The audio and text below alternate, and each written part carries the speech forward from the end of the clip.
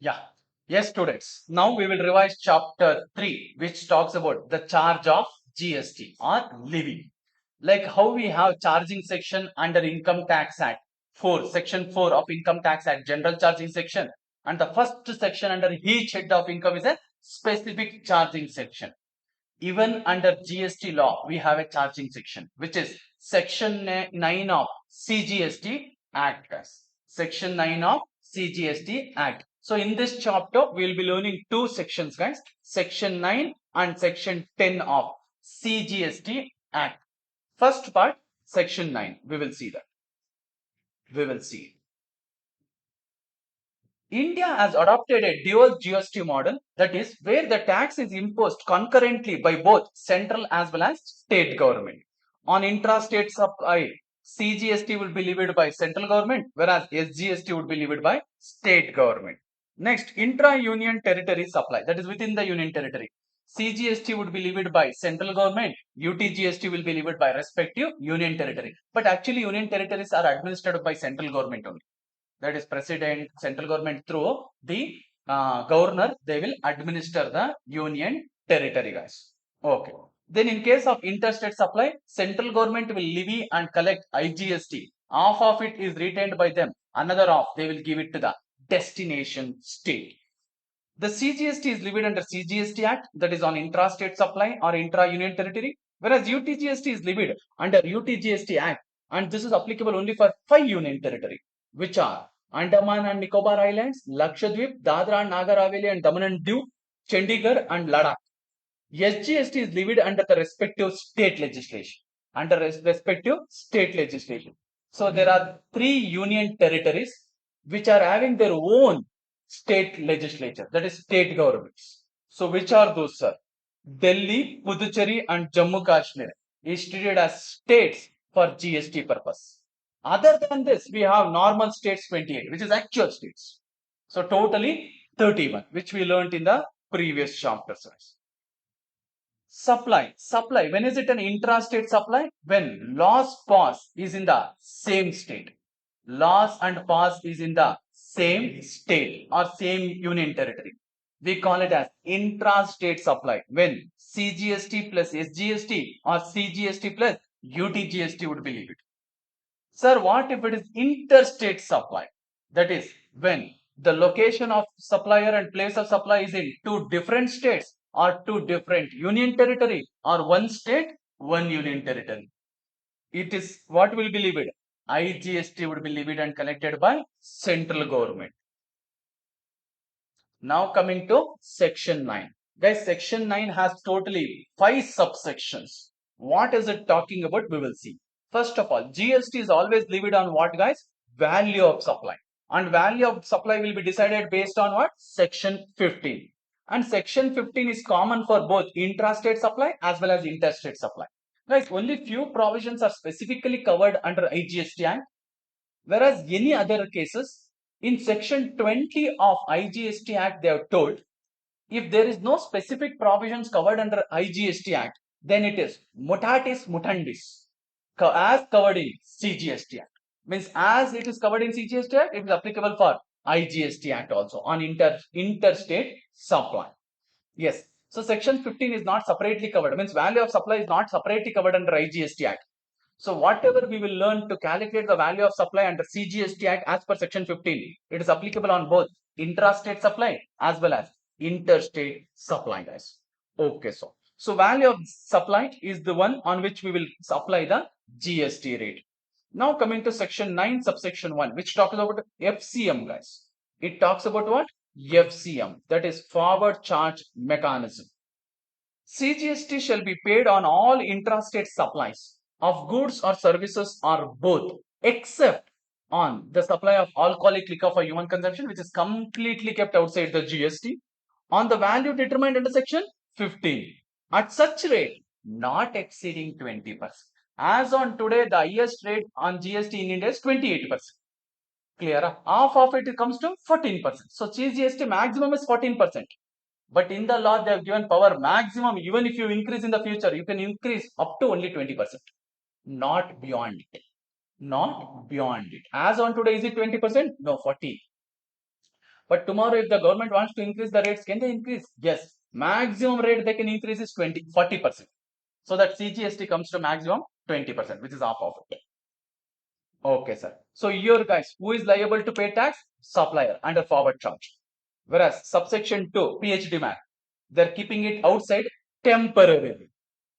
The CGST on the supply of petroleum crude, high-speed diesel, motor spirit commonly known as petrol, aviation turbine fuel and natural gas. In short, I call them as PhD man. Shall be levied with effect from later date as may be notified by the government. Sir, even today it is being kept outside? Yes. Subsection 3 and 4 talks about RCM, guys. Subsection 3 and 4 talks about RCM. Not 2, 3 and 4. Yes. So RCM. Now, subsection 3 as well as 4 will not tell when RCM is applicable. They are giving power to government to notify any supplies on which recipient is liable to pay tax. Subsection 3. The government may by notification specify categories of supply of goods or services or both. The tax on which shall be paid on reverse charges basis by the recipient. So who will notify this? Government. Through what? Notification. Did government do? Yes, they have done it. They have given the list of goods and services which are taxable under RCM. Okay, so then subsection 4 also gave power to the government to notify the supplies made by unregistered person to registered person. So who is the recipient here? Registered person, guys. Who is the supplier? Unregistered person. So they clearly told in 9.4, if supply is made by unregistered supplier to registered recipient, then government can notify, not always, government can notify that recipient is liable to pay tax. Did government notify? Yes, they have notified few. Very few. Okay, let us see. The government may by notification specify a class of registered person. Who is registered person? Recipient. Who shall, in respect of supply of specified categories of goods or services or both, received from unregistered supplier, pay the tax on reverse charge basis, guys. Okay. Coming to subsection 5. It is not for supplier also, it is not recipient also. Middleman. They're asking e-commerce operator to pay tax. Guys, listen. Subsection 1 is asking whom to pay tax? Supplier. When forward charge mechanism is applicable, who is liable to pay tax? Supplier. Subsection 3 and 4 is asking whom to pay? Recipient. Subsection 5 is giving power to government to notify services on which e-commerce operator is liable to pay tax. Not goods, so only services. Please be careful. Observe the words what they have used. Subsection 5. The government may by notification specify category of services. The tax on intrastate supplies of which shall be paid by electronic commerce operator. That is the platform. If such services are supplied through it. Okay, sir. So whatever we learned was the provisions covered in section 9 of CGST Act. Same to same provisions are covered in section 5 of IGST Act also, guys. Section 5 of IGST Act also. Same to same with minor changes. What is that minor changes, sir? Even 5 has 5 subsections. 5 also has 5 subsections. But wherever CGST is used, there it is IGST. There it is IGST. And here, wherever intrastate supply is used, like intra and all, there it is inter. That's the only change. That's the only change. And here it is 20, there it is 40. Because IGST is an aggregate of both, guys. Okay. Maximum rate of CGST or SGST or UTGST would be 20% as per the law. Whereas the maximum rate of IGST should be 40%. That is into 2. Liability to pay GST. Now there are two mechanisms under GST. Under forward charge mechanism, who is the one who is liable to pay tax? Supplier. Supplier would have been registered under GST. That is why he is liable to pay GST. And whenever he is liable to pay GST, can he charge and collect it from the recipient? Yes. For which he has to issue a tax invoice. Okay. And who is supposed to follow the provisions of the law? Supplier. Next, under reverse charge mechanism, maybe supplier is not registered, that is why they are targeting recipient. So recipient, when RCM is applicable, it is mandatory for him to get registered. It is mandatory for him to get registered. Section 24 tells when RCM is applicable, recipient, it is mandatory for you to get registered. Oh, he is getting registered, pay tax. Now, he is supposed to follow the provisions of the act as if he is the person who is liable to pay tax. Okay, sir. Next, guys, whether forward applicable or reverse applicable, who is ultimately paying tax? Recipient. If forward is applicable, supplier is liable, but for whom he will charge and collect? Recipient. If RCM is applicable, who will pay directly? Recipient. So in both the cases, who paid it? Recipient. For recipient, is it an inward supply? Yes. Can he claim input tax credit on it? Yes, provided he satisfies all the conditions and restrictions, guys. Is that clear? Whether forward or reverse.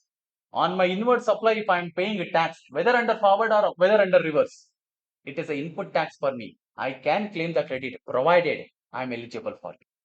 Provided I am eligible for it, guys.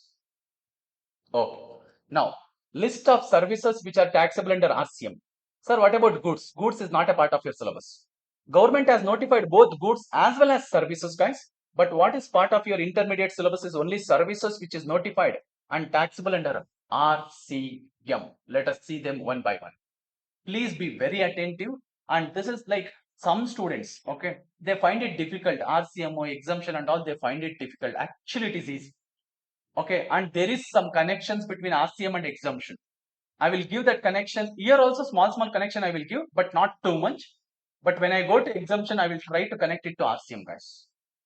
Clear? Because in few cases when RCM is not applicable, it is actually exempt. It is exempt. Clear? Now, sir, as a student, what should I know, sir? It is like this. You should know first of all whether a supply is taxable. Whether a supply is taxable, how will you know it? First, identify whether it is a supply. Yes. If it is a negative listed, not taxable. If it is an exempt supply, not taxable. Okay. So from supply, listen. From activities or transaction, first identify whether it is a supply.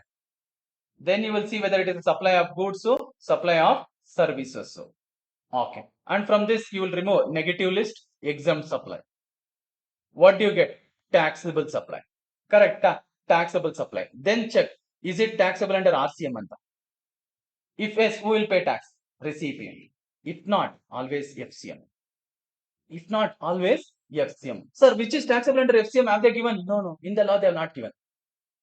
So if you want to know what is taxable under FCM, you should know all this.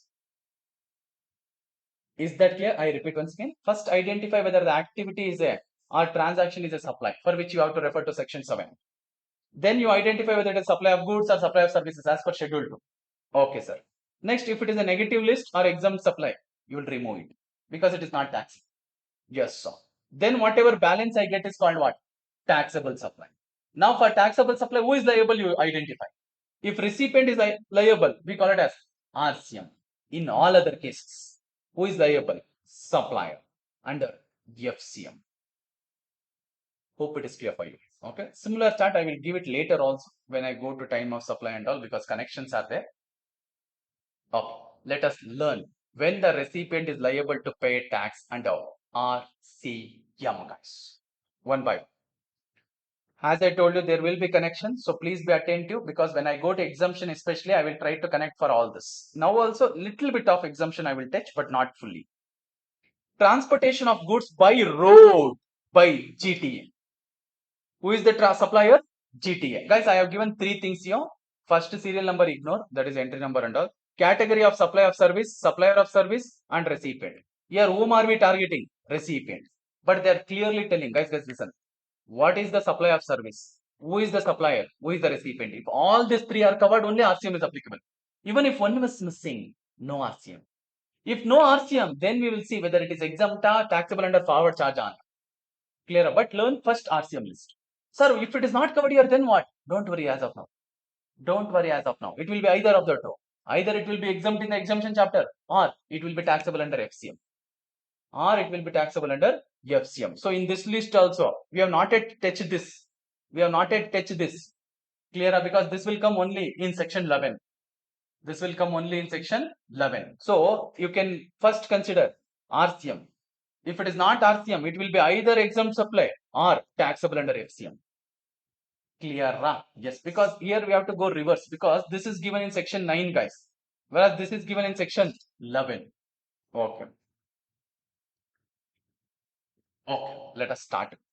Transportation of goods by a GTA on road, guys.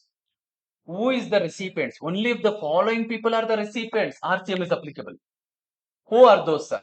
A factory registered under the Factory Act, society registered under the Society Act, not under GST Act, respective acts.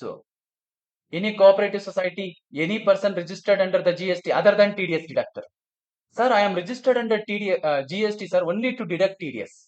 I am not providing any outward supply, sir. Then you are not covered.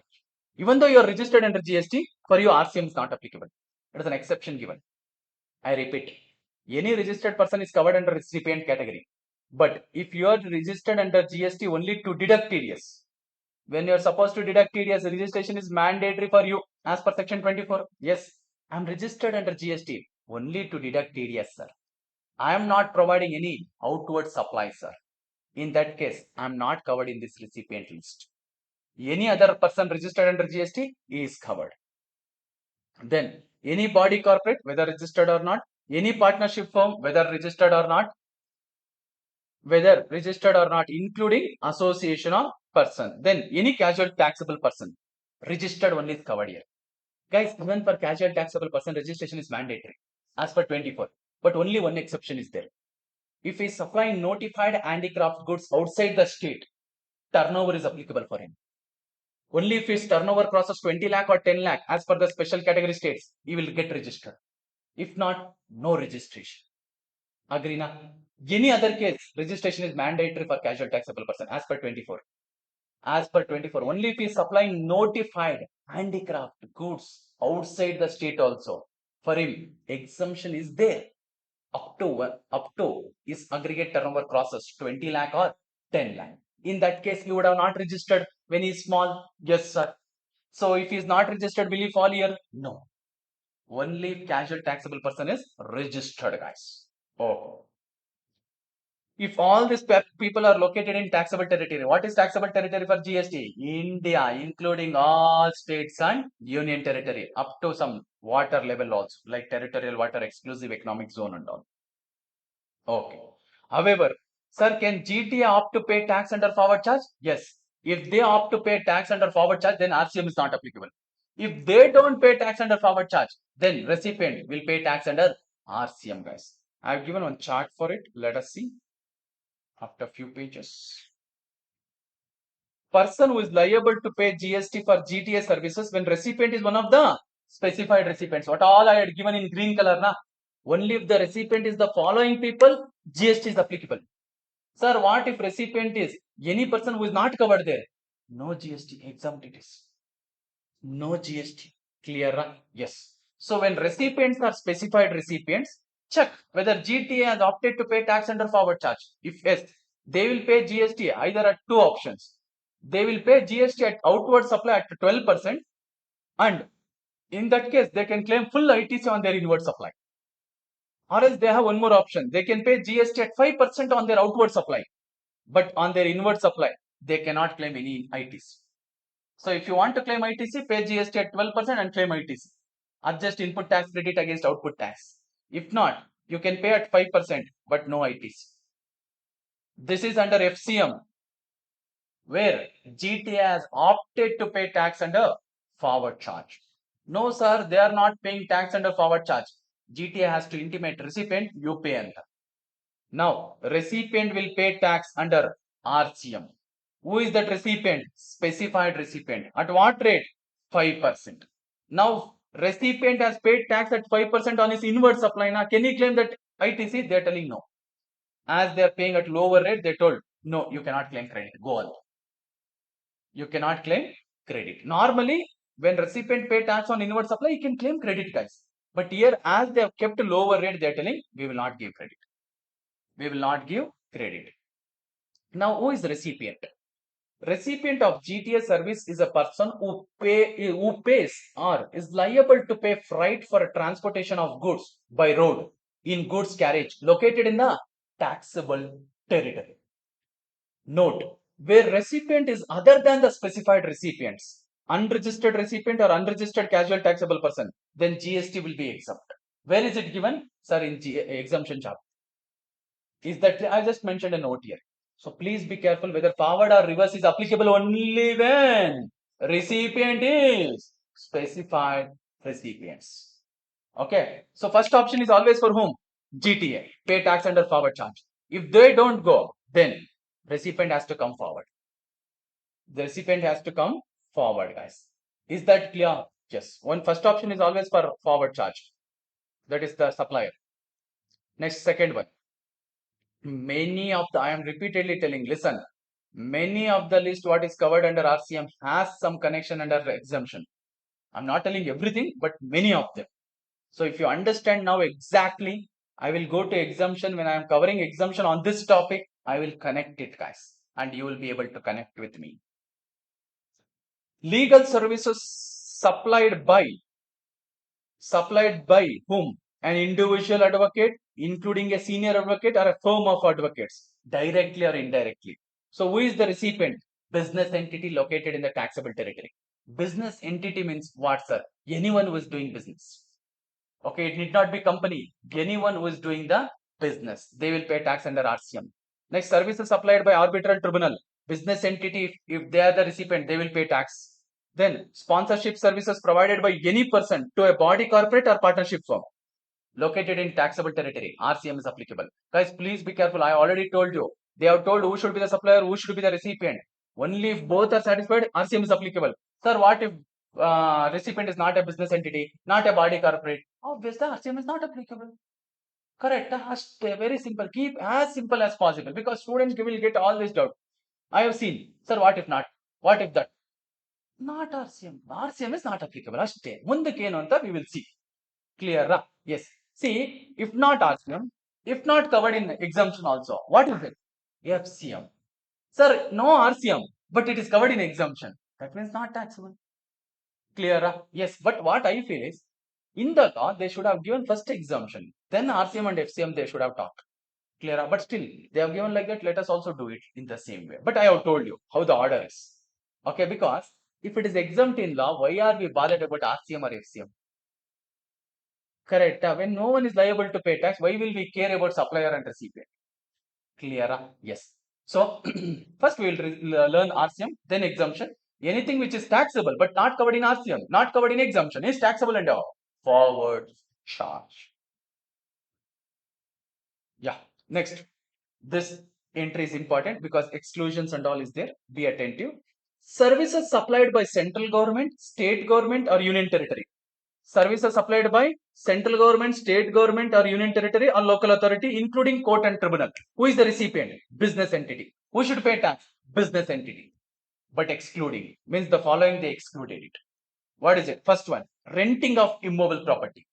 They excluded it in entry 5 and added entry 5A for it. So it is covered in next entry. Renting of immobile property by whom? Central government, state government, union territory, local authority, including court and tribunal. Who is liable to pay tax? Recipient if is registered under GST. If is registered under GST. Now coming back. Guys, listen here. They excluded A and B from fifth entry. Excluding A and B, right? A excluded from A from fifth entry and they included in 5A. No difference. RCM is anyway applicable. If not in 5, at least in 5A. Coming to B. Whatever is covered in B, guys, whatever is covered in B, sir, it is kept outside RCM. That means it is taxable under FCM. Sir, it is not covered in exemption also? No, it is not covered in exemption also. So where it is taxable under forward charge? Who is liable to pay tax? Supplier. Who is supplier here? Government.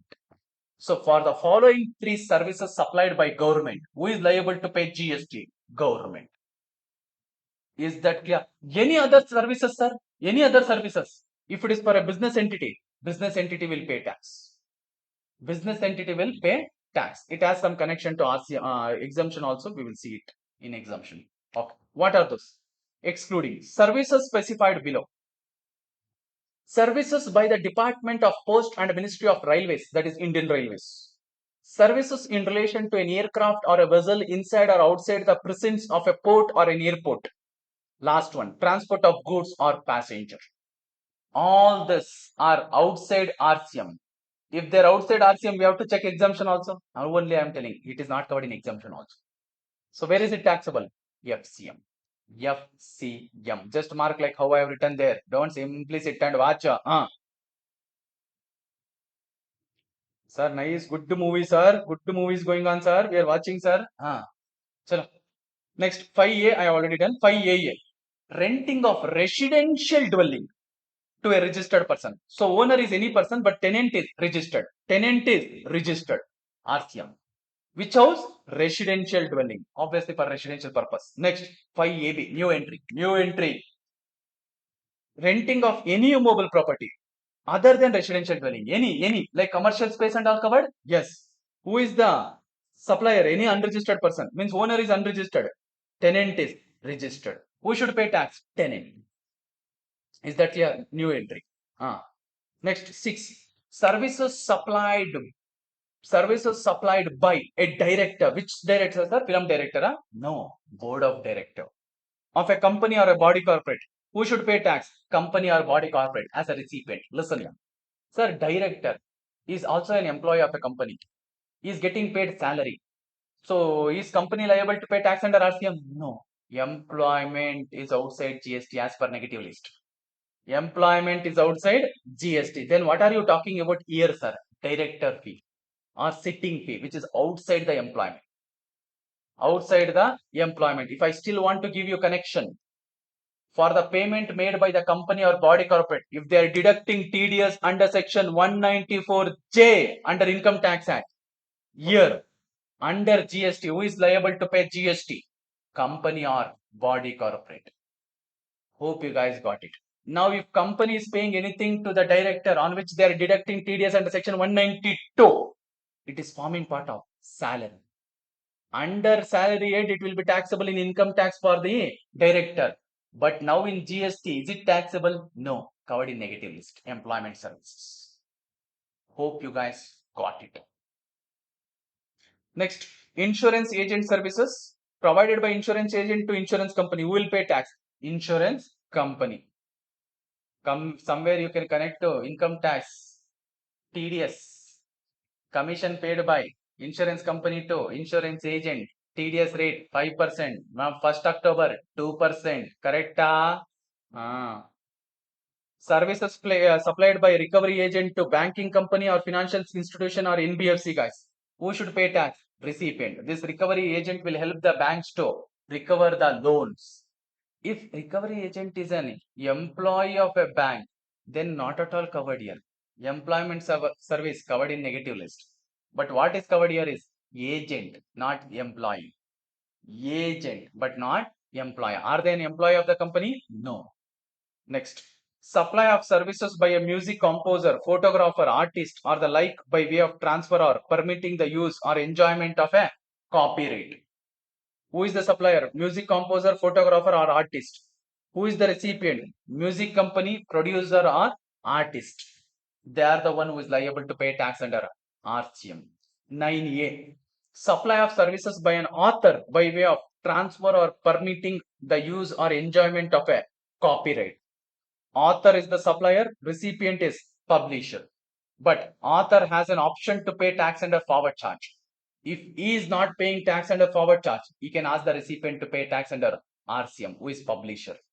But once forward charge is taken, please follow it at least for 1 year. You cannot keep on changing it. Sir, for this supply, I will go forward. That supply RCM. No. You cannot keep changing. Once you assume the author has selected to pay tax under forward charge, he has to at least follow it for full year. Next, 10th one. Supply of services by the members of overseeing committee who will help the RBI to take various decisions, guys. Who is the recipient here? RBI. They will pay tax. Next, supply of services by an individual direct selling agent to bank or NBFC. Who will pay tax under RCM? Bank or NBFC. Please be careful. They are talking only about individual direct selling agent who sell the products of banks and all. Whenever you guys walk into any shopping mall and all, you would have seen some people will come and ask, sir, credit card use ಮಾಡ್ತಿದ್ದೀರಾ? Sir, are you using credit card, debit card? So our bank will offer you so and so. Correct? So who are they? Individual direct selling agents. So if they are earning anything from the bank, who is liable to pay GST? Bank. But if they are employee of a bank, no GST. No GST, guys. Yes. Sir, what if the agent is not an individual? No RCM. No RCM. They should be individual, guys. What if it is a company or firm and all? No RCM. Next, services provided by business facilitator who will help the banks in taking various decisions, managing their funds, managing their assets, guys. A banking company has to pay GST under RCM as a recipient. Next, services provided by agent of business correspondent. First of all, who is business correspondent? They are the one who is appointed by the bank for making the people get aware of the services provided by the bank, especially in rural areas. Now, in rural areas, many people will not be knowing much about banking facilities. How to use debit card, credit card, how to open the bank account, how to apply for a loan and all. So, bank would have appointed this business correspondents to help them to reach rural areas. And this business correspondent, lazy people, they have appointed agent. They have appointed agent. Now, agent is giving services to whom? Business correspondent. Who is the recipient? Business correspondent. They are asking business correspondent, you please pay the tax under RC. Okay. Next, security services. Any person other than the body corporate, a registered person is the recipient. They have to pay tax. But if the person who is registered is only for TDS deducting point, okay, means he is registered only to deduct TDS and is not providing any outward supply. Or if he is a composition supplier registered under GST, for composition dealer registration is mandatory. Now he is registered, but if he is a recipient for this service, security services, is RCM applicable? No.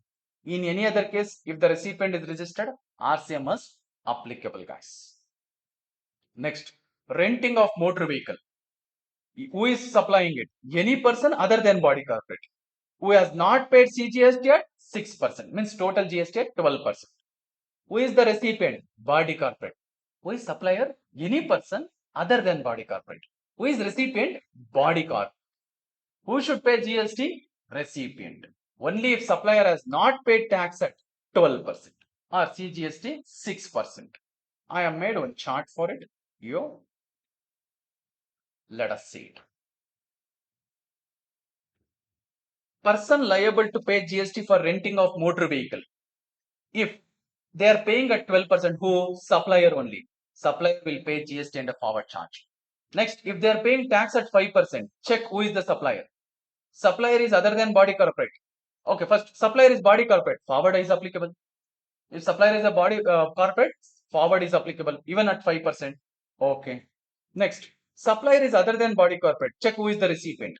Recipient is other than body corporate. Again, forward charge. Again, forward charge. Sir, recipient is body corporate. Then reverse charge, guys.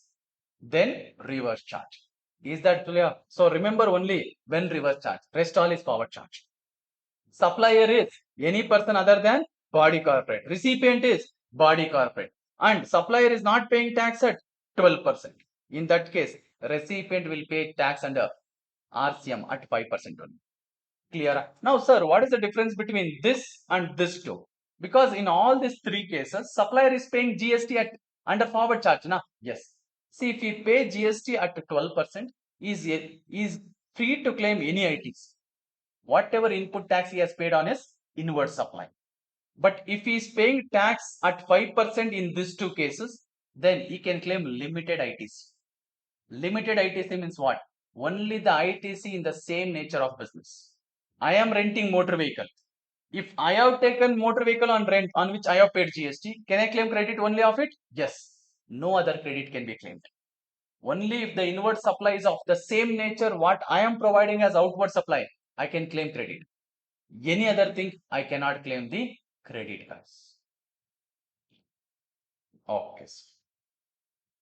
That is 5%. For 12%, is free to claim the credit.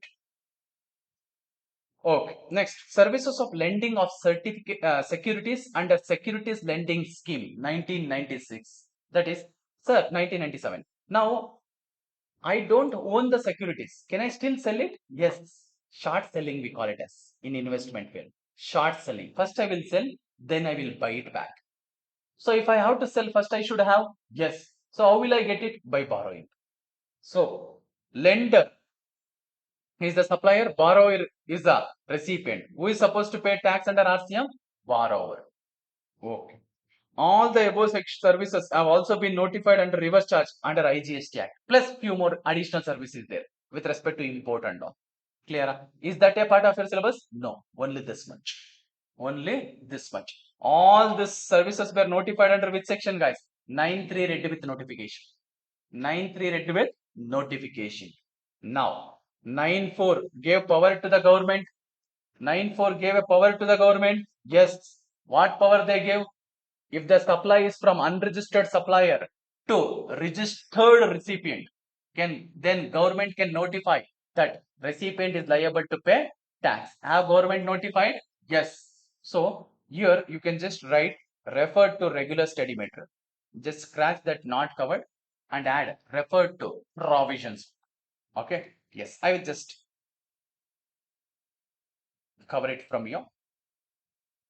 9.4. Has government notified anything? Yes. Real estate items, guys. Real estate. Goods and services falling under reverse charge if supplies are made to a registered person by unregistered person in terms of section 9.4 of CGST Act on 17 or section 5.4 of IGST Act. Yes, sir. Now, who is the supplier, guys? Unregistered person. Who is the recipient? Hello? Hello? Registered person. Is always RCM applicable? No, no. They told specific cases. The government may, on the recommendation of GST Council, by notification specify a class of registered person who shall, in respect of supply of specified categories of goods or services or both, of goods or services, goods or services received from unregistered supplier, pay tax on reverse charge basis as the recipient of such supply of goods or services or both, and all the provisions of the act will be applicable to the recipient as if he is the person who is liable to pay tax. Now similar provisions are covered in IGST and UTGST also. Okay, from here it is important for you. Okay. Notification number 7 bar 2019 central tax rate with effect from 1st April 2019. Sir, number or date and all, is it important? No. Stated 80% of the value of the inputs and input services must be purchased by a promoter or real estate developer from a registered supplier only. Means promoter or developer here is the real estate developer, the construction company. Now, when I am constructing, whatever materials I would have purchased for construction, minimum 80% I should have purchased from registered supplier. Up to 20% can I purchase from others? Yes. But 80% at least I should have purchased from registered supplier. Sir, what if I have purchased only 70% from registered supplier? Then on 10% shortage, GST would be levied under RCM. Under RCM. Sir, what if I have purchased only 50% from registered supplier? What is the shortfall? 30%. On 30%, recipient is the one who is liable to pay tax under RCM, guys. However, if the value of input and input services purchased from registered supplier is less than 80%, promoter means here recipient, promoter or developer we call, has to pay GST on reverse charge basis under section 9.4 at the rate of 18% on all such inward supplies to the extent short of 80% of inward supplies from registered suppliers. Registered suppliers. Okay, sir. But where cement is received from unregistered person, the promoter shall pay tax on supply of such cement on reverse charge basis under section 9.4 at the applicable rate, which is 28%. That is 14 plus 14. Moreover, GST on capital goods shall be paid by the promoter on reverse charge basis under section 9.4 of CGST Act at the applicable rate. Guys, simple. Listen. Now, promoter or developer purchased cement or capital goods from unregistered supplier. Unregistered supplier, always RCM is applicable. Whatever amount, no percentage, nothing go. Assume they purchased for 10 lakh. On 10 lakh GST. Who has to pay? Recipient. Recipient has to pay either on cement or capital goods. Any capital goods means assets, long-term assets. Okay. Next, any other goods. Any other goods or services. Now assume other than cement and capital goods I'm talking about. Unregistered person, that is the supplier, supplied any other goods other than cement and other than capital goods. To whom? The promoter or developer. I will write any other goods. Any other goods or services. Oh, they're telling minimum 80%. Means maximum 80, not minimum. Maximum 80% can be from unregistered person. Is that clear? Yes, guys. Now listen. They have also purchased from registered suppliers. How much is the total? We will see. Breakup. Here it is 8 lakh or else 9 lakh, sir. From here it is 1 lakh. So total is how much, guys? 10 lakh. From unregistered person, how much?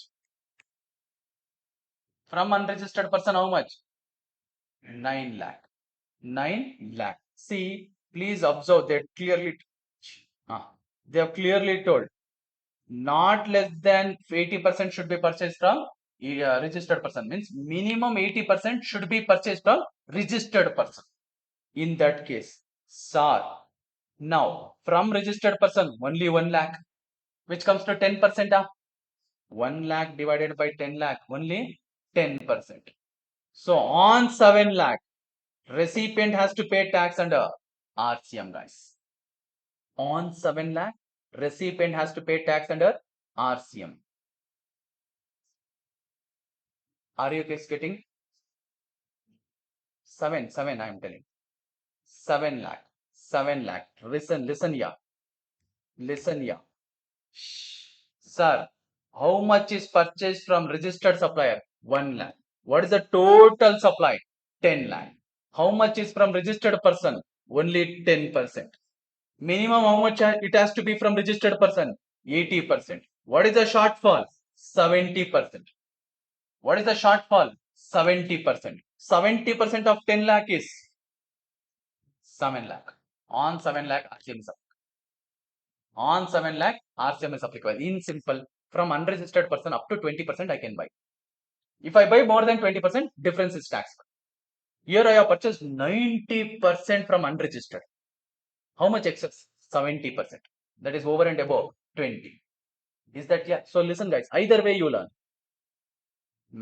80% should be from registered person, or else maximum 20% can be from unregistered person. Is that clear? Let me change the example. Sir, bit confused, sir. Give me one more, sir. I am giving. Take it. From unregistered person, that is supplier, promoter or developer has received goods worth 5 lakh. Then from registered supplier, registered person who is supplier, they have purchased the goods worth 15 lakh. 15 lakh. Now first check. Total is how much? 20 lakh. So from registered, how much they have taken? 15 lakh divided by 20 lakh. How much is that? 75%, guys. 5% short. 5% short. So how much is taxable under RCM? 20 lakh into 5%, which comes to 1 lakh. Which comes to 1 lakh. Who is liable to pay tax on it?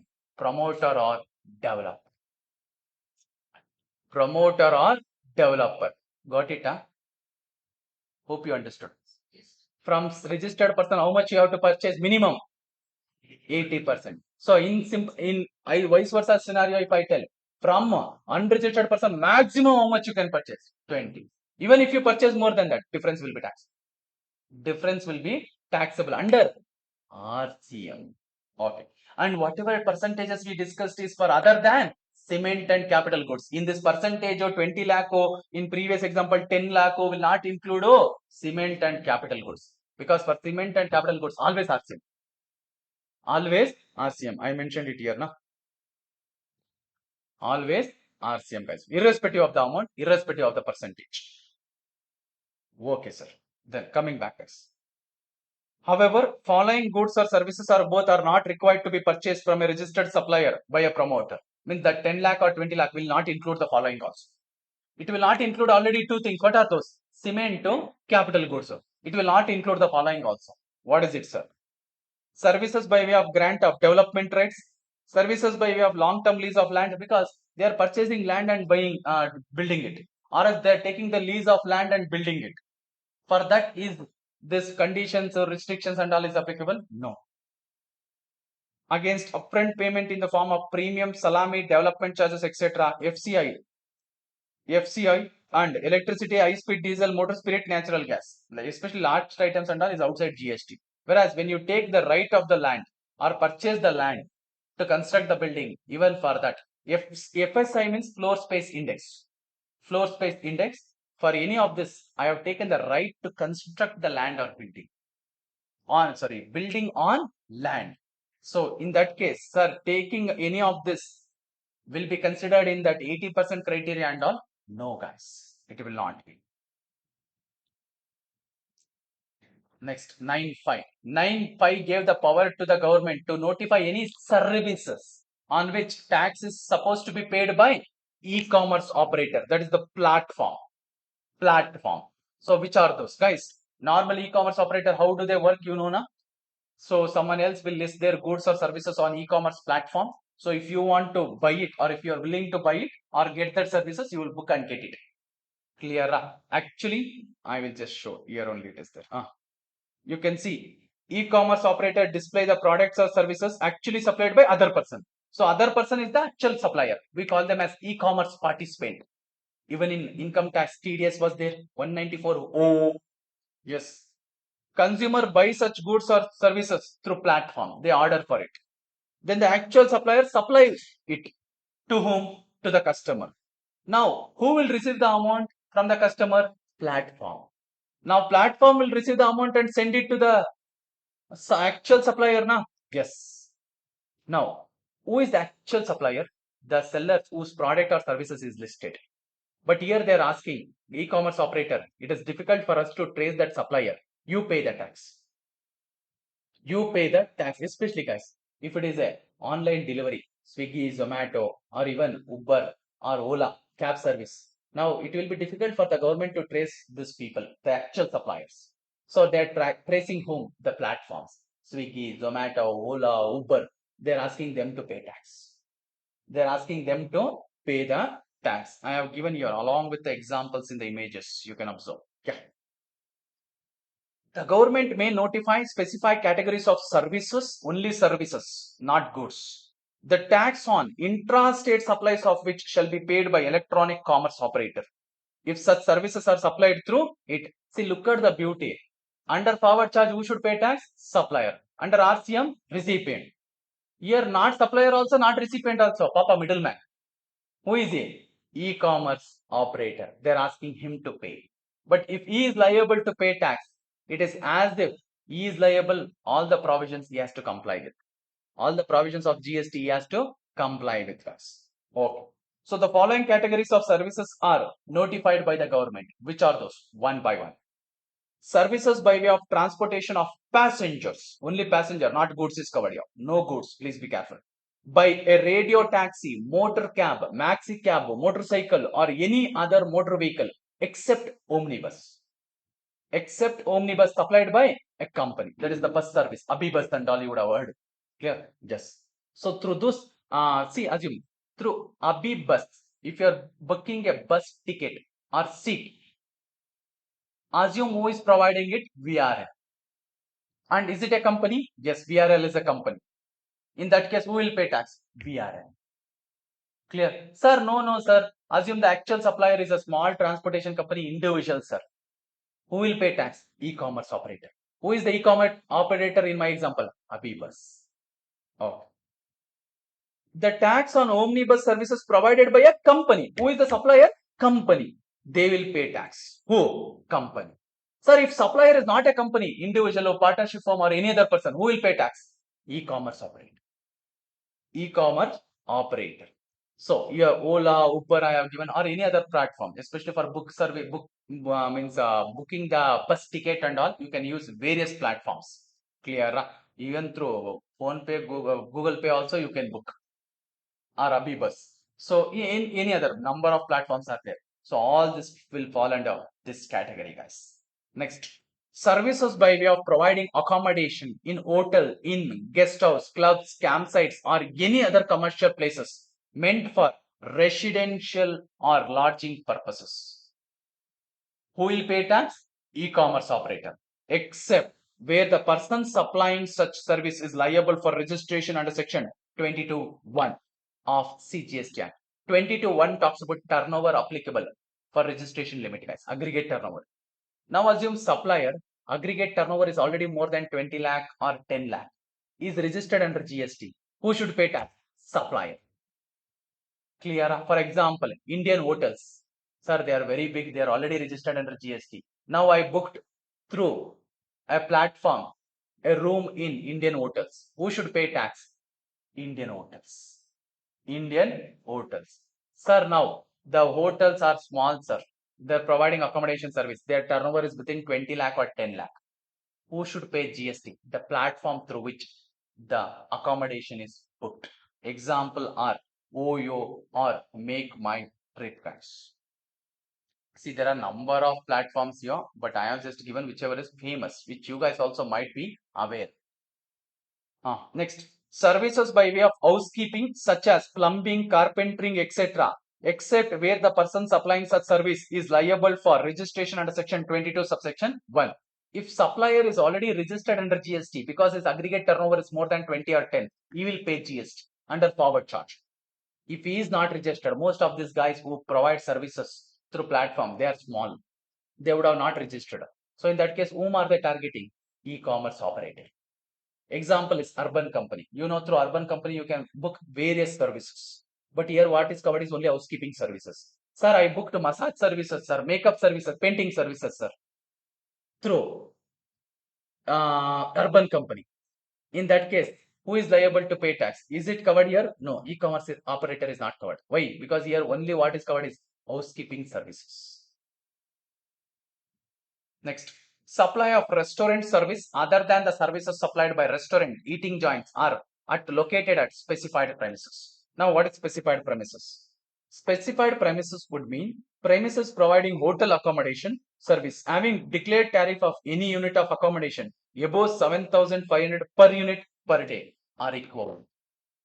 This guy is simple. Many big hotels and all, they will also have restaurant either in the ground floor or maybe in the top floor.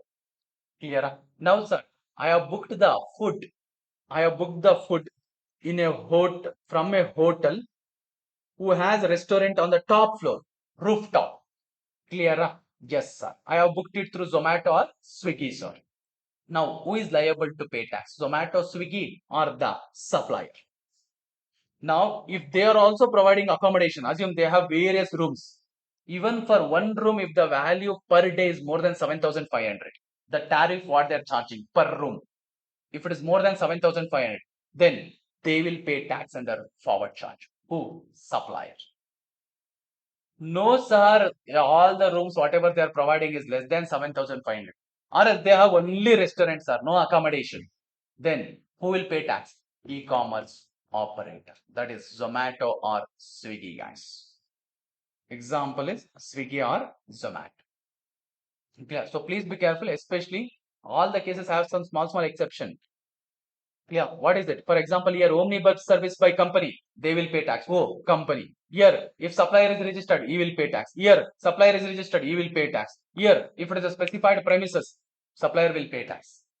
If not, e-commerce operator, guys. Yes.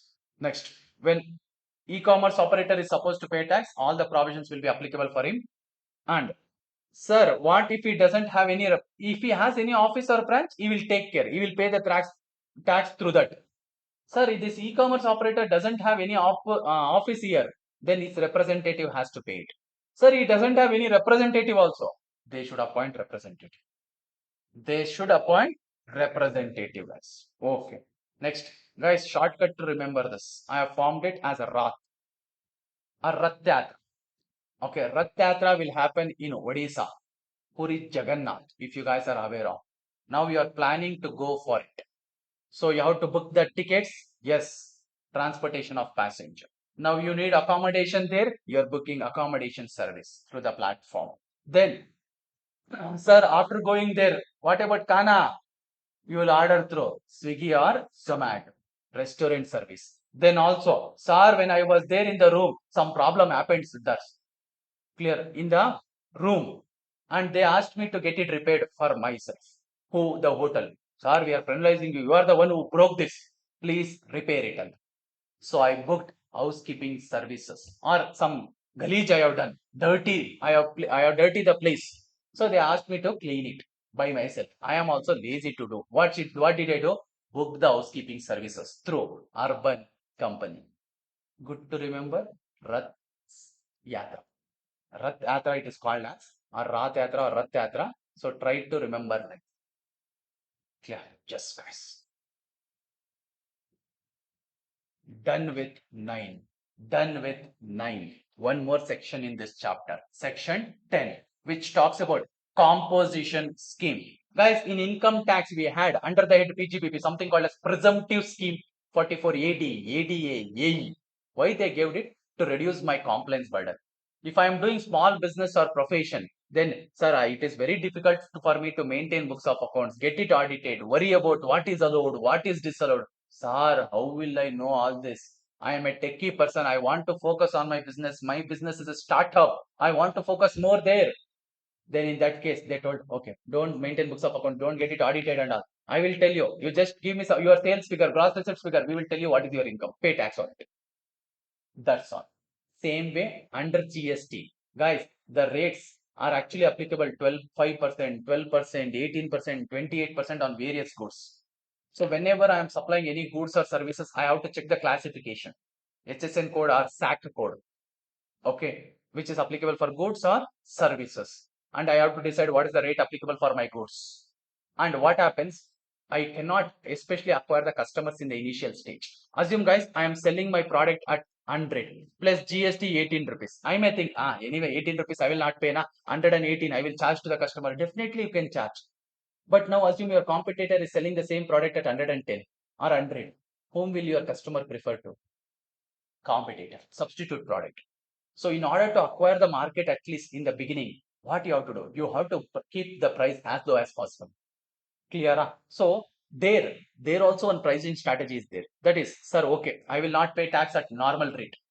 Tell me what is the option left? You can pay tax at composition rate. But the key there is, if you are paying tax at composition rate, you cannot collect it from the customer. Okay, 1%, 2%, nah, fine. I'm ready to bear it. Clear? So if I fix 118, I know no customer will come. Clear? I cannot even get my minimum market share. So in that case, can I follow composition scheme, bear tax out of my own pocket and try to acquire the market at least in the beginning? Yes. And in that case, I need not worry about what is the rate applicable for my goods or services and all. They have given one rate here, apply that rate, irrespective of which goods you are supplying. You apply one rate and pay the tax. Is that clear? And are we supposed to remember the GST rates? Guys, if it's a normal rate, you need not remember. They are not covered in your syllabus. But if it is a composition rate, you have to remember. Where is the composition rates given? It is given under section 10 only. Sir, should we refer to any HSN code or SAC code for this? No, you need not. Rates are fixed. Rates are fixed, guys. Now, is everyone eligible for it? No. Only who has turnover within certain limits. Guys, for eligibility, listen. Whoever is following composition scheme, first they have to check their eligibility. For eligibility, they will check last year turnover. They will check last year turnover. And to pay tax, we have to calculate which year turnover in the current year. But payment of tax is quarter. Payment of tax is quarter. So for every quarter, they have to calculate the turnover, pay tax on it. Listen, important thing. Sir, one more compliance burden is reduced. Guys, if I am a normal person following tax at normal rate, as per section 9, I am paying tax. Then I have to pay tax monthly. Every month I have to pay tax. I have to arrange for the money. And I have to file returns either monthly or quarterly. If I am following QRMP, quarterly returns, monthly payment, then I can file returns quarterly but pay tax monthly. But if I am filing monthly, then monthly returns or monthly payment. Burden, yes, every month I have to do extra work, returns, so payment too. But if I am following composition scheme, only annual return. Payment is quarterly. Along with payment, I have to file one payment statement quarterly. So quarterly payment, payment statement and annual rate. Easy na? Compliance is reduced for me.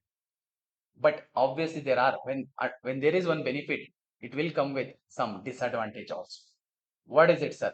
I cannot charge GST to my customer. I cannot claim input tax credit on my inward supply. I cannot supply outside the state. Means my outward supply cannot be outside the state. Sir, can my inward supply be outside the state? Yes, purchases can be outside the state, but sales cannot be outside the state. Sales cannot be outside the state. Yes. Chalo. First, we will check the eligibility. Sir, am I eligible? To see that, which year turnover we have to check? Last year turnover, last financial year. Okay. First, we are discussing, there are two composition scheme, guys. One is under section 10.1 and 10.2. Another one is 10.2e. First, we are discussing 10.1 and 10.2. It is available for RTM, guys. That is restaurant services, trader of goods, and manufacturer of goods. Or you can go vice versa also. That is from the beginning to end, MTR. Manufacturer, trader, and restaurant. Okay, so. Now, what is the aggregate turnover? In the last financial year, if it is up to 1.5 crore, in the current year, I am eligible. But for 8 special states, they told 75 lakh, which is half. Which are those 8 states, sir? Arunachal Pradesh, Manipur, Meghalaya, Mizoram, Nagaland, Sikkim, Tripura, Uttarakhand. Where the aggregate turnover is 75 lakh. In any other state, it is 1.5 crore. Clear? So they have taken only 8 out of 11 there. Totally, as per Article 279A, how many special states? 11. But they have taken here only 8. Only 8, guys. Okay, sir. So, listen. So, assuming their turnover in the last year is within the limit, are they eligible in the current year? Yes. How much tax they have to pay? Quarterly. Manufacturer, 1% of total turnover. Trader, 1% of taxable turnover. Restaurant, 5% of total turnover. Total turnover will include exempt turnover also? Yes. Sir, I am supplying 2 goods. One is exempt, one is taxable. If I am a manufacturer, on both should I pay tax? Yes. 1%. But if I am a trader, only 1% on taxable. Guys, listen. Now assume my turnover, total turnover is 50 lakh. In that, exempt turnover is 20 lakh. Taxable turnover is 30 lakh. Taxable turnover is 30 lakh. Yes. If I am a manufacturer, 1% is on what? 50 lakh. Good. If I am a trader, I have to pay tax 1% on what? 30 lakh. Cannot be both though, any one. Okay. If I am a manufacturer, 50 lakh into 1%. If I am a trader, 30 lakh into 1%. Only on tax. Even if I am a restaurant supplier, always on total turnover. Always on total turnover. Yes, sir. Now, it is available only for manufacturer, trader, and restaurant. Now, sir, what if I am providing any other service? Other service, guys, listen. Sir, along with RTM, I am providing any of this. RTM means all 3 need not be there. Any one of this. I am providing one more small service, sir. Professional service, barber, or any other service, consultancy services, along with RTM. Then they are telling, okay, even that you can bring under 10.1 and 10.2, provided it is within certain limits. In order to enable small service providers avail the benefit of composition scheme under section 10 subsection 1, the following proviso has been inserted. This is as per proviso. The proviso permits a registered person opting for composition scheme under section 10.1 to supply services of a specified value. And this services is in addition to, RTM. Clear? Means you are engaged in restaurant, trading, or manufacturer. In addition to that, you are providing one more service. Clear? Yes. Different sounds has to be there. I know students' attention grab ಮಾಡಬೇಕು. ಸುಮ್ಮನೆ ಮಾಡ್ತಾ ಇಲ್ಲ ಅದೆಲ್ಲ. ಚಲೋ. Not exceeding 10% of the turnover in the state or union territory in the preceding financial year or 5 lakh, whichever is higher. Now listen, guys. I am already a manufacturer. Last year my turnover was 50 beta. 70 lakh. Last year my turnover was 70 lakh. In the current year, I also want to provide one professional service. Can I provide? Yes. Can I bring even professional service under composition scheme? Yes. Sir, your professional is not covered. No, sir, it's okay. I'm already a manufacturer, covered here. Plus one some other service I can bring other than restaurant. For restaurant, there is no limit. Oh? Okay. Yes. Now, I am providing professional services. Up to what amount can I provide? 10% of 70 lakh is 7 lakh or 5 lakh, whichever is higher, 7 lakh. So my professional services turnover can be maximum how much? 7. What if it is 8, 9, 10, any lakh? Other more than 7 lakh. My professional services becomes ineligible for composition scheme. When professional services becomes ineligible for composition scheme, entire businesses has to be taken outside the composition scheme. Maybe go and check 10 to A. If you're eligible there, you follow. If not, go out of composition scheme. Even if your one business is ineligible for composition scheme, you have to take all your businesses outside. You have to take all your businesses outside. Yeah. Yes. So they told aggregate turnover, aggregate turnover. Where is it defined? Section 2, clause 6. Aggregate turnover. And this definition is for the entire act, not only for composition scheme. Clear? Because for composition scheme, there are some alterations as per explanation 1 and explanation 2. We will see it later. What is aggregate turnover for the entire act? 2(6). Taxable outward supplies, exempt supplies, exports, interstate supplies of person having same PAN be computed on all India basis, excluding GST and cess. Means it excludes anything charged under GST, including cess. Okay, it will not include. Okay, means turnover will not include GST and cess. Now you may ask me, sir, export to interstate supply and all, how will it come here, sir? Because these guys cannot supply outside the state. Yes, they cannot supply outside the state. But I told you, this is a definition given for the entire act, guys, not only for composition scheme. Clear? If you ask me for composition supplier, will this be relevant, sir? No. Why? They cannot supply outside the state. When they cannot supply outside the state, can they supply outside the country? No. Because even export is treated as interstate supply, guys. Okay. Chalo.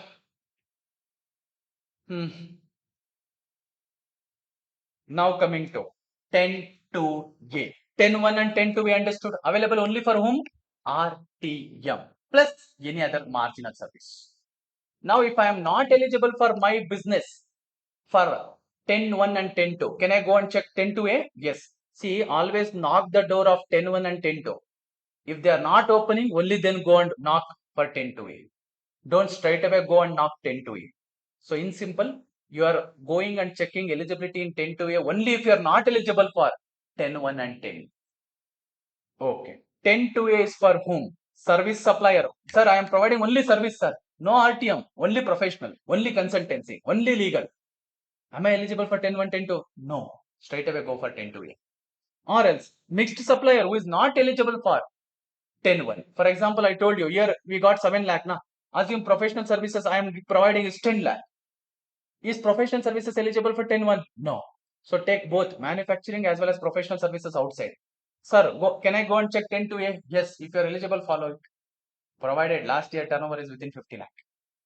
I guess in my example, I gave 70 lakh. So will I be eligible? No, I will not be. Clear? Because what is the aggregate turnover here?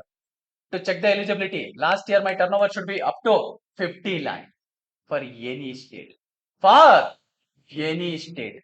Here it was different, 1.5 crore, and for 8 special state, 75 lakh. Here no distinction, no discrimination.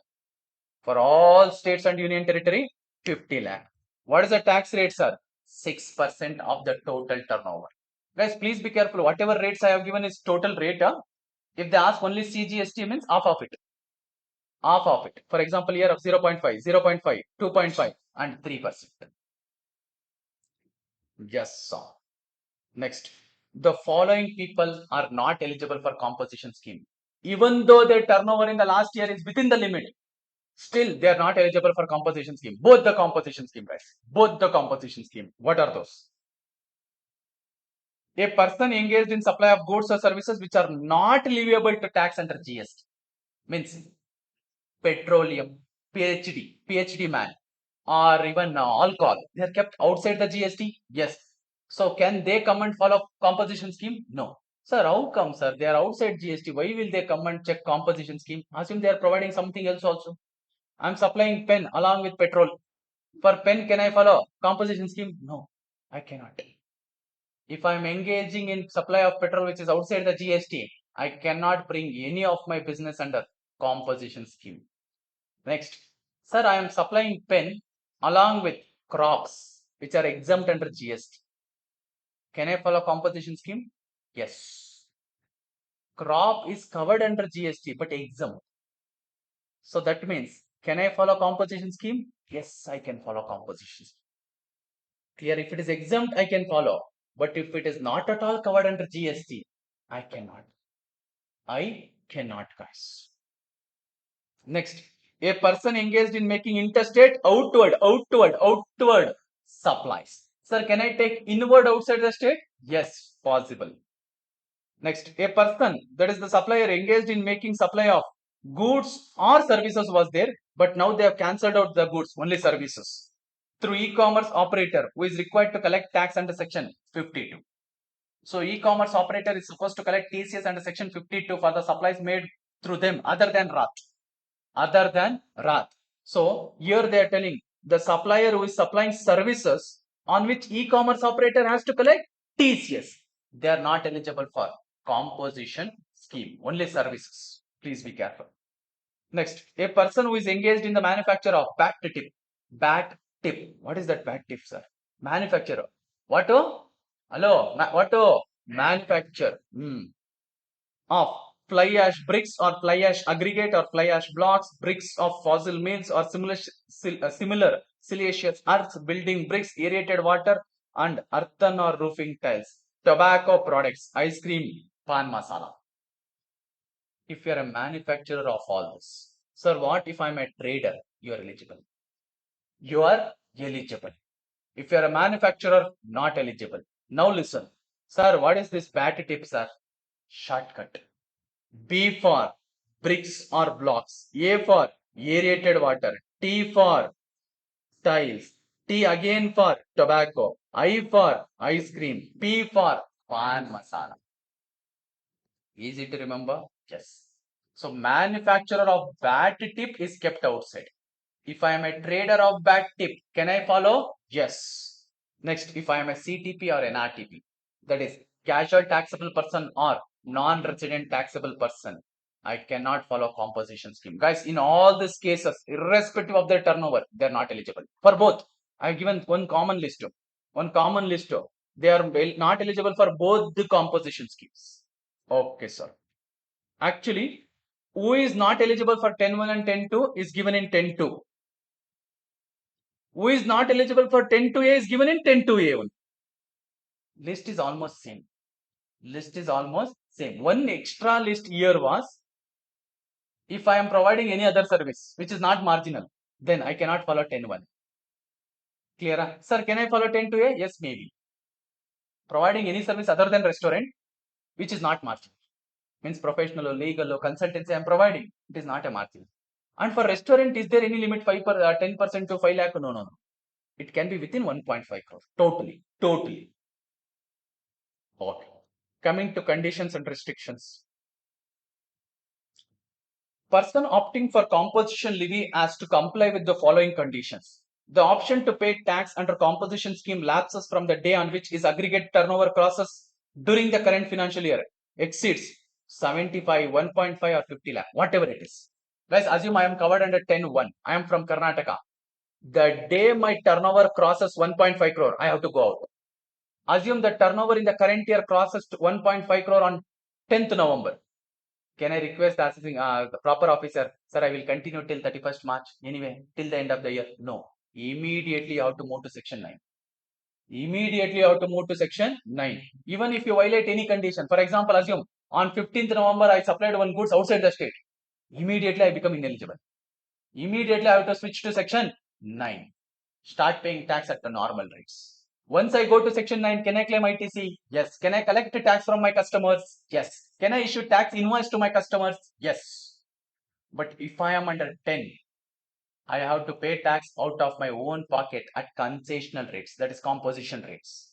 Can I claim ITC on my inward supply? No. Can I issue tax invoice to my customer? No. Then what should I issue? Bill of supply. Bill of supply, guys. So once I am under composition scheme, I cannot collect any tax from the recipient on supplies made by him, and he shall not be entitled to any credit on inward supply. Sir, on my inward supply, hey, listen. On my inward supply, I have paid tax at normal rate, sir. Can I claim credit? No. Sir, I have satisfied all the conditions, sir. No, you cannot. Now listen. Guys, I am composition supplier. Who am I? Hello? Composition supplier. Now on my outward supply, I am paying tax at composition rates as per section 10(1) you asked. Okay. Now on my inward supply, RCM is applicable. RCM is applicable. I should pay tax at what rate? RCM is applicable, guys, on my inward supply. Who is the recipient? Me. I have to pay tax at what rate? Normal rate.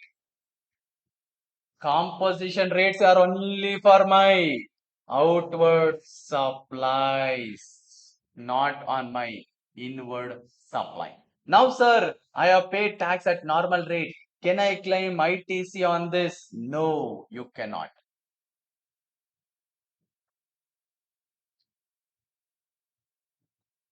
The recipient of such supplies can't claim ITC on supplies from such suppliers who have opted for composition scheme. Means, first of all, guys, if I am a composition supplier, if I have supplied goods or services to you, can I collect tax from you? No. Assume I have collected. Now, can you claim ITC? No, you cannot.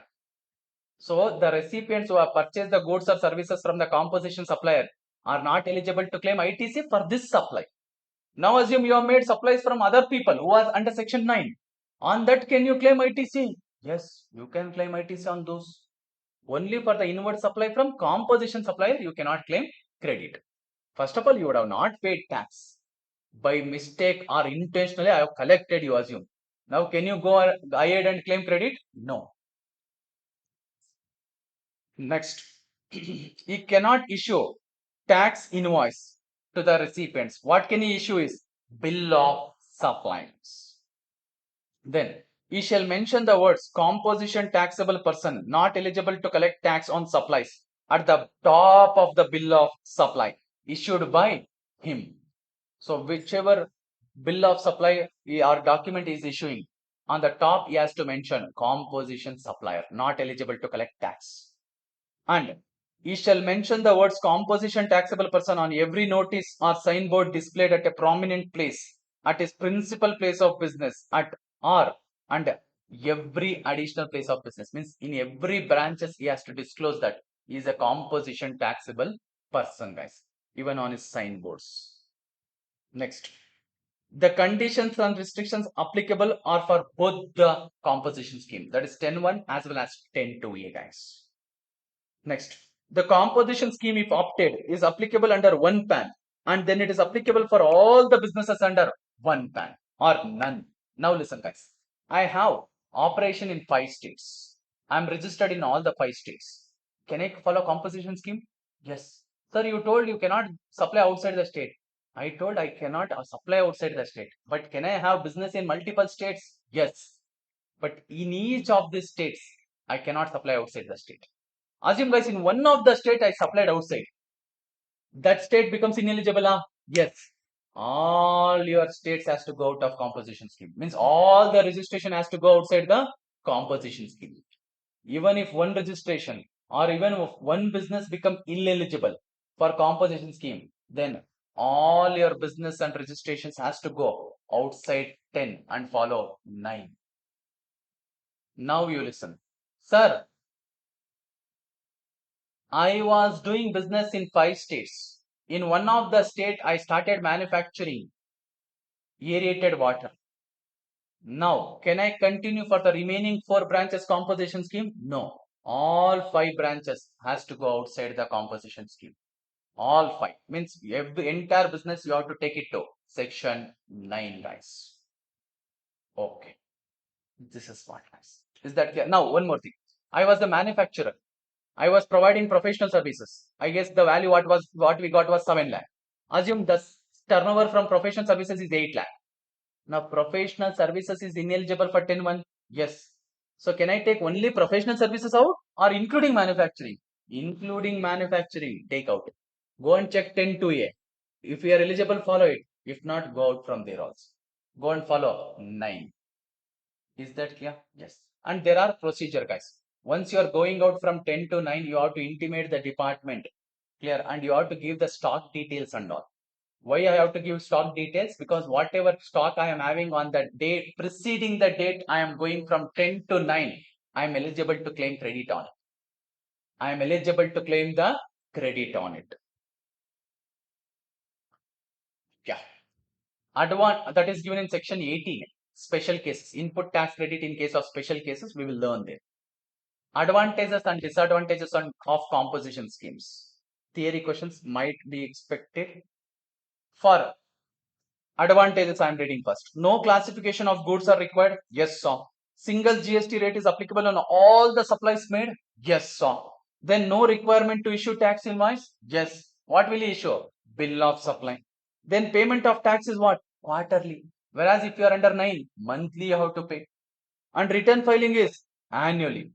And payment statements you have to file quarterly, but return is annually. GSTR 4. Okay.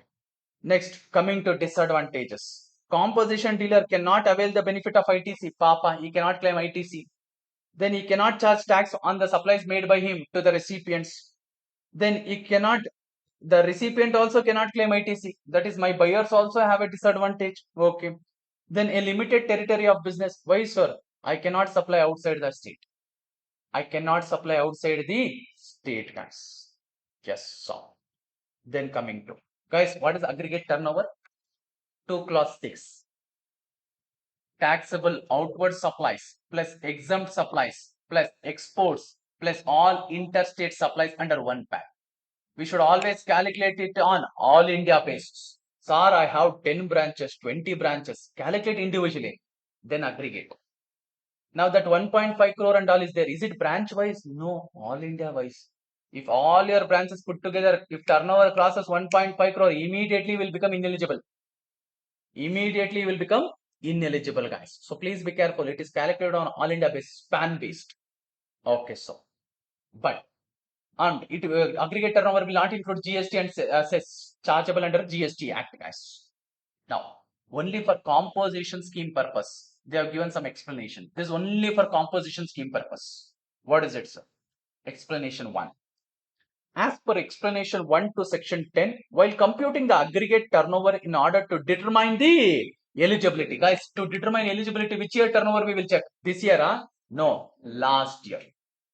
Of a registered person to pay tax under any of the composition scheme, the value of supply of exempt service by way of extending deposit, loans or advances insofar as the consideration is represented by way of interest or discount shall not be taken into account. Listen here.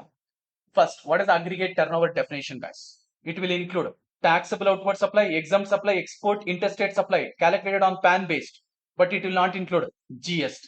And it will also include my inward supply on which RCM is applicable. Guys, my inward supply, is it a sales? No. Assume I am paying tax under RCM. Will I include it? No.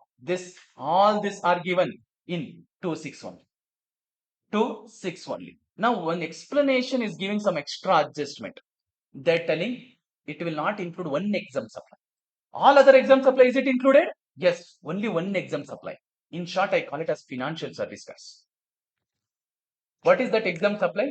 We are giving loan or advance. In return, I am charging interest or discount.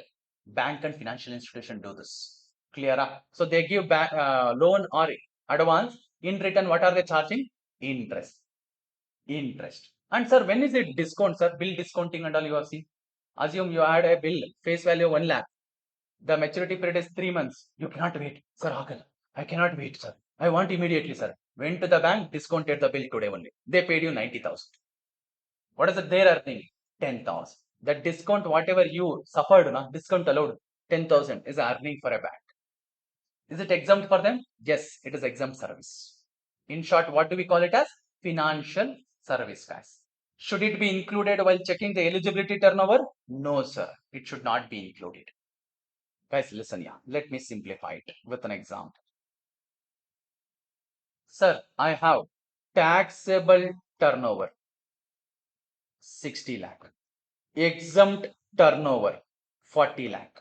Okay, now in this financial service, so 10 lakh. Other service or other goods, it is 30 lakh. What is my aggregate turnover? 60 plus 30, 90 lakh. 60 plus 30, 90 lakh. Did you guys get it? Aggregate turnover includes exempt supply, except one exempt supply. Guys, this except, is it given in 2.6? No. Where is it given? Explanation 1 to section 10. Explanation 1 to section 10 only is restricted to section 10. Section 10. Hope you guys got it. Next, explanation 2. Guys, explanation 1 is to determine what? Eligibility. You can observe, I have highlighted it. Determine eligibility. To check the eligibility, which year turnover will we check? Last year, preceding financial year. Done, sir. I am eligible. Now I want to calculate tax. To calculate tax, which year turnover should I check? Current year. For that also they have given explanation.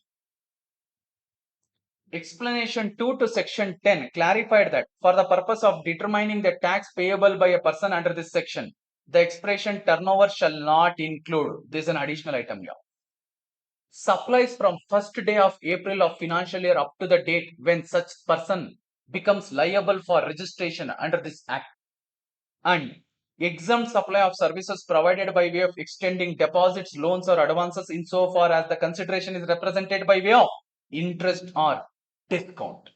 This was anyway there in explanation 1 also. What is addition here? This one.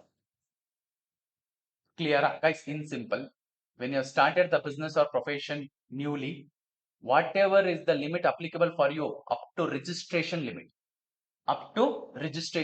you need not pay tax on it. Why so? Guys, simple. Whenever you are supposed to follow composition scheme, registration is mandatory for you. Even if you are not cross the turnover of 10 lakh, 20 lakh, 40 lakh, for you registration is mandatory. For you registration is mandatory. Yes. Sir, what if I had already registered? I under section 9. Now I am moving to 9. You have to give an intimation. I repeat, you are already registered under 9. Now you are moving to 10. You just gave an intimation, but if you are going for 10, you can go only from the beginning of 1st April. Only from 1st April. Or else, sir, I'm starting the new business. I want to straight away get into composition scheme. In application for registration itself, that is in REG 01, you will give an intimation, sir, straight away I want to start with composition. You will choose there only, composition, section 10. Fine, sir. Should I start paying tax from rupee 1? No. They told, whatever is the limit applicable for you for registration, up to that don't pay tax. Up to that don't pay tax. We made you should get registered on that. Okay, but we are not asking you to pay tax from rupee 1. Clear? Hope you guys are getting it. So if I have to follow composition scheme, is registration mandatory for me? Yes, registration is mandatory. Assume I have registered from day 1 only as composition person. Should I pay tax from rupee 1? No. Up to registration limit, I need not pay. Only over and above that. Only over and above it, guys. Okay, sir. So only this two, please pay attention. Whatever I have given in the black is same as 260. Okay, what is pink? Explanation. Pink is explanation. Sir, is it important? Yes, sometimes they may test you. Okay, so for that, just a minute. I will also help you in some illustration so that numerically you will be thorough. Theoretically, okay. Listen. This is on explanation 1, guys. Explanation 1. Okay, explanation 1, you know, na, you will exclude only financial service. All exempt supplies will be there except financial service. Listen, let us do this. Determine aggregate turnover of a person to check the eligibility under the composition scheme for financial year 24-25. Taxable outward supply in a state 80 lakh. Exempt supply financial 20, other supply 40. Inward supply 50. Inward supply anyway will not come. So now what all should I take, guys? What all should I take? 80? Yes. Financial service? No. Other exempt supply? Yes. So how much is that? 1 crore 20 lakh. 1 crore 20. Sir, what about inward? Guys, inward. Even if RCM is applicable, it is purchase for me. Purchase is different, turnover is different. Turnover means what? Sales. Is that clear? Because they will simply unnecessarily confuse you by telling, because he has the inward supply of 10 lakh on which he has to pay tax under RCM and so you will consider, anyway, because he's liable to pay tax, now let him add it, let it add it to the turnover. No, no, you need not. Okay. Now coming to, as per explanation 2. As per explanation 2, I have one illustration. We are checking the turnover for the purpose of tax payable, guys. And I have given in the illustration, the limit applicable for him for registration is 40. This for this guy, manufacturer, is a manufacturer. For him, what is the limit applicable for registration? 40 lakh. Okay. Is straight away. Okay, let me read it once.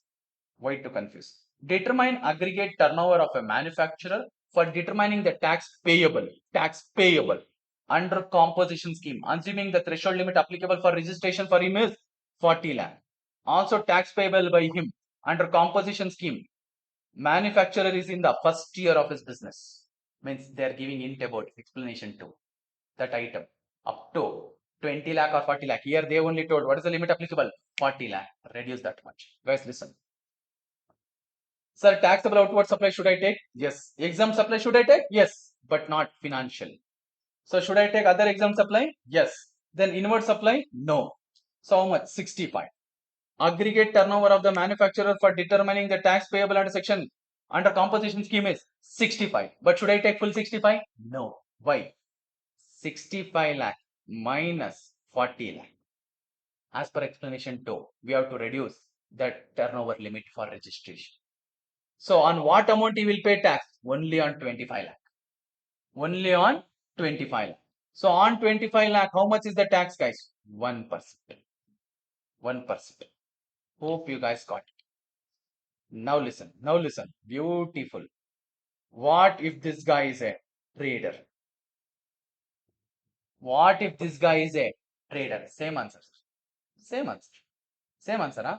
No. Listen here. Should I take this? Yes. Should I take this? Yes. Listen, listen, listen. We are checking for tax payable. We are checking for tax payable. We should not consider this. Exempt supply should not at all come. Only taxable supply. Should we take this? No. Anyway, financial will not come. Clear? So what is this turnover? 60 minus, as per explanation 2, 40 lakh. So how much? 20 lakh. On 20 lakh, 1%. Oh, you got me the way I want you to understand. Got it now? Yes. Why didn't I take this 5 lakh? Because for trader, 1% is on taxable turnover. Taxable turnover, guys. And here, so this I have already mentioned. Listen, sir, I am applying for registration now. Straight away, I want to go for composition scheme. In REG 01 itself, you choose in part B, composition scheme. Clear? Yes, sir. Sir, I was already registered, sir. I am already registered under section 9. Now I want to move to 10. Inform in CMP 02. Inform in, again you need not take a separate registration, just intimate in CMP 02, guys. CMP stands for composition. Okay. Now we are done with this chapter. So section wise, guys, we are done till 10. We are done till 10. So till 8 we are done with previous chapter. 9 and 10 of CGST Act we have covered now. 9 and 10. Sir, coming to IGST, what you have covered, sir? One same, guys, short title, extent and commencement. Short title is what? IGST Act. Full form is Integrated Goods and Service Tax Act. 2 talks about definition of various terms. 3 and 4 talks about administration, which is not a part of your syllabus. Then 5 I covered it along with 9. 9 of CGST Act, 5 of IGST Act, same provision with minor changes. In 5, sorry, in 9, I would have used intra. There it would be inter. And here we would have used CGST. There it would be IGST. And here maximum 20%. There maximum 40%. Ashte. It also has 5, means 9 also has 5 subsections. 5 also has 5 subsections, guys. Okay, so then 5 we are done with. 6 and all we have to continue later. Okay, see, actually it will go in the order 5 and 9 there. Okay. So after 9 year, we have 10. After that exemption will come. But for this composition, we don't have any section under IGST. Why? You cannot supply outside the state. You cannot supply outside the state. So there is no provision with respect to composition in IGST Act. Clear? So straight away after 9 there, means there it is covered in 5. Straight away they go for exemption. Whereas we go for composition and then go to exemption under CGST. Under CGST. Yes, guys. This is all about chapter 3.